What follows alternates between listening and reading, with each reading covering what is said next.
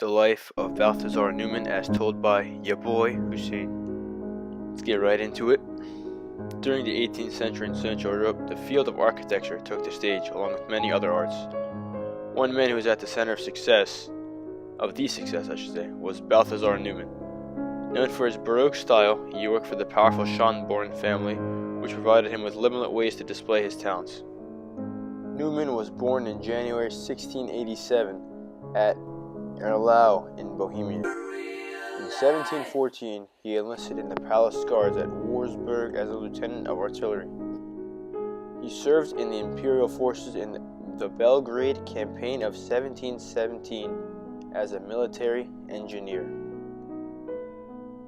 During the 1740s, Neumann began his two greatest churches, the pilgrimage church of Witzenheiligen near Bamberg and the abbey church at Niersheim in Swabia. The church at Witzenheiligen is thought that the church should be built on a central plain, but Neumann insisted a longitudinal plain church with the altar under the dome over the crossing. It was accepted, and this resulted in a masterpiece. Balthasar Neumann's most famous piece of architecture is the Wurzburg residence, a monumental mansion.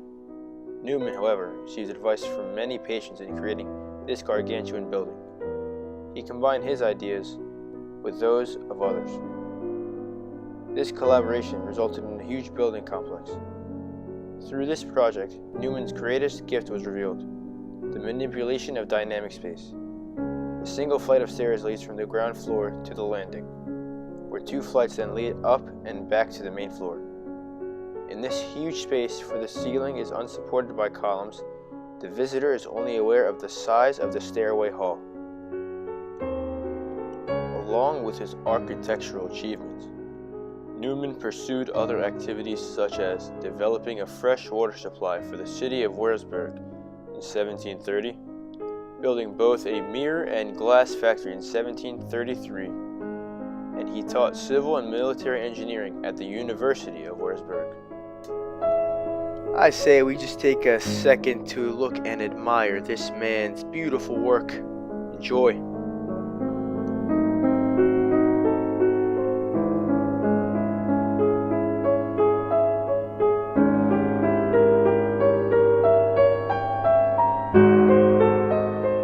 Alright, to continue. Neumann showed himself a great master of composition in the interiors of his churches and palaces.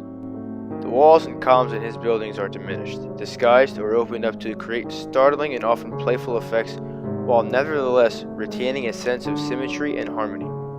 Neumann made ingenious use of domes and barrel vaults to create sequences of round and oval spaces, whose light, airy elegance is highlighted by the daylight streaming in through huge windows. The free and lively interplay of these elements is accented by a lavish use of decorative plasterwork, gliding, and statuary, and by wall and ceiling murals.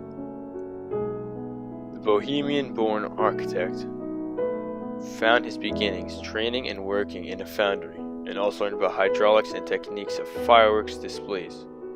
In 1711, he settled in Wurzburg, where he developed his career as an architect and city designer, as well as military officer.